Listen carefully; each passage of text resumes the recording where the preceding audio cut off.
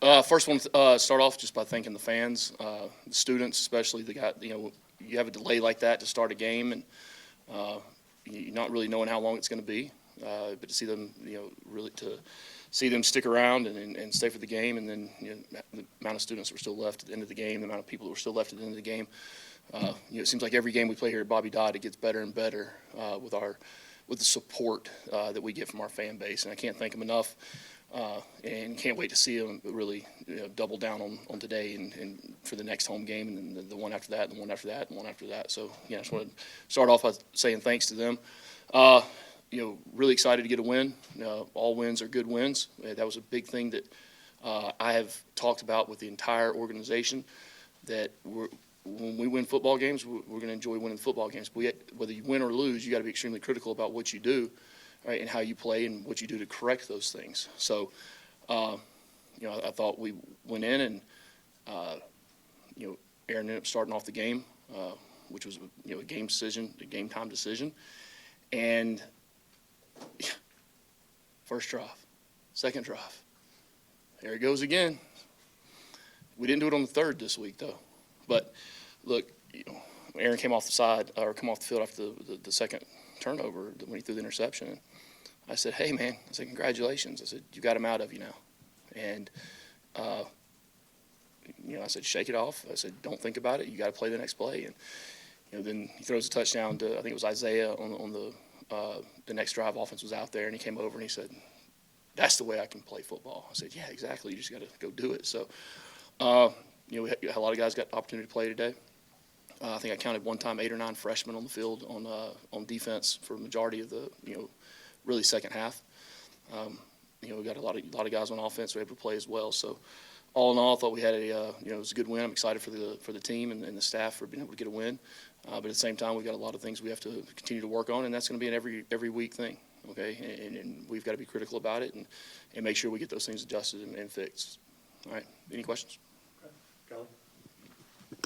Can you go into a little bit of the decision to start Aaron and kind of where Haynes is at, and how close was that to maybe him playing today? Yeah, it was a decision that was really right up until game time. You guys saw he went out for pregame warm-ups.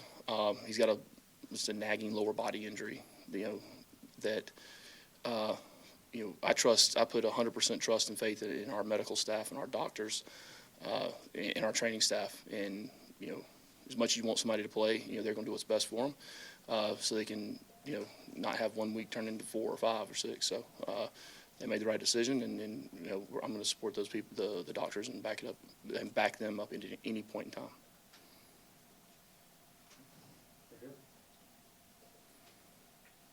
First off, Coach, congrats on the win. Congrats on being 2-0. Thank you. So you guys have had 6 first quarter drives. In 5 of them, you've turned the ball over. What do you guys think you can do? You touched on it briefly again. What do you guys think you can do to address and avoid those slow starts offensively as the season goes on? Not do it. I mean, not turn it over. I mean, we have turnover drills and ball security drills in practice.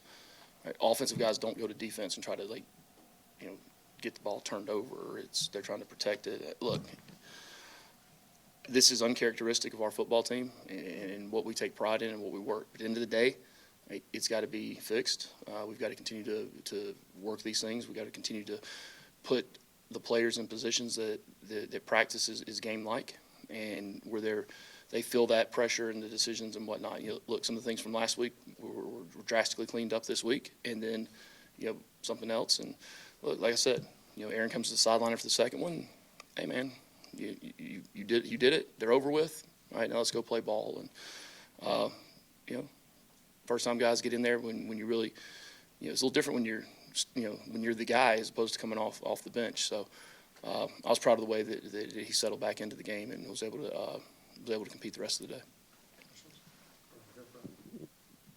Your defensive line did a good job of getting pressure today. Could you talk a little bit about Montre Bradford and how he's, progressing and developing? Yeah, a lot of those guys are those young guys on the D-line are really coming around.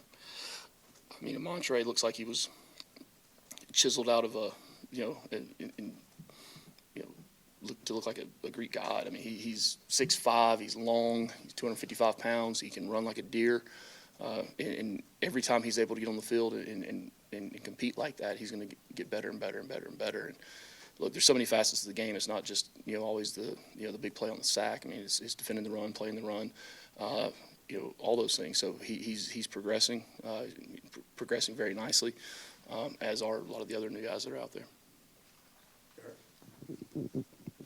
Coach, the explosive offense was really on display today. And then Graham Knoll steps in, has just one pass, and it goes for an 84-yard touchdown.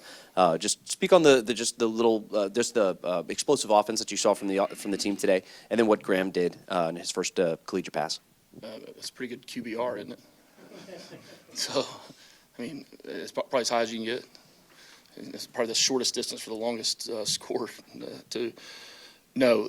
I think I told you guys on Tuesday and Thursday in the media that was something we had to do.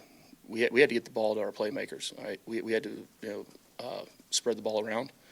We had to make sure that our good players got the ball, and we have a lot of good players. And I thought Aaron did a good job of that today, and Buster did a good job of distributing it in the play calls.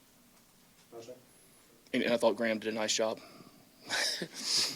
Coach, what did you just thought about just the rushing game today? Obviously, Hosey goes over 100 yards, 2 touchdowns. Haynes, 92 yards, 2 touchdowns. I mean, your offensive line was, getting in a lot of holes.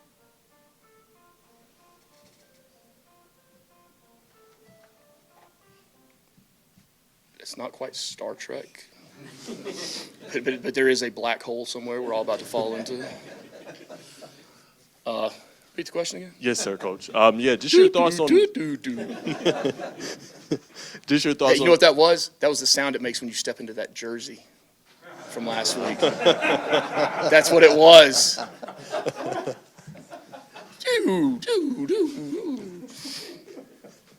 But no, Coach, just your thoughts on the running game today. Like I said, they did a really good job. Hosey had 100 yards, 2 touchdowns. Haynes had 92 yards and 2 touchdowns. But a lot of explosives, 55-yard touchdown, 53-yard touchdown. Just your thoughts on the running game and how the offensive line played as well. Yeah, obviously I'll make the decision once I see the whole, able to go back and watch the whole game. But that's, to me, it's about balance. We got to be able to have balance offensively. We can't just sit there and expect to be able to run the ball, 2 out of 3 plays for every game. That's not what we want to do. It's not what I want to do.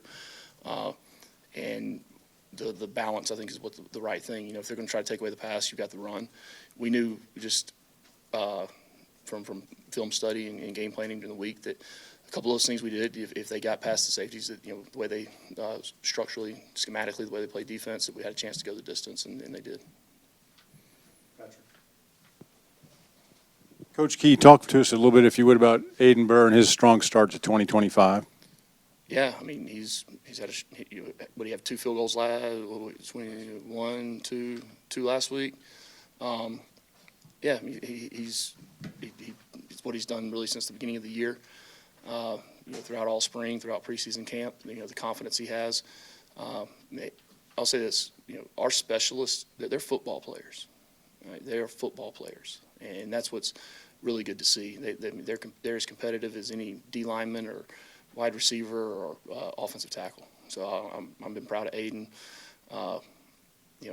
Marshall hasn't had as many opportunities, but when he will, he'll make sure he's part of the team as well. You revamped your special teams. It came up big. Obviously, they had the one that was taken away on Kiker's return, but Amari had a great play on the block kick and return for a touchdown, and then really looks sharp. I guess kind of is that the benefit of kind of the focus and the staffing and what you guys have put into that unit?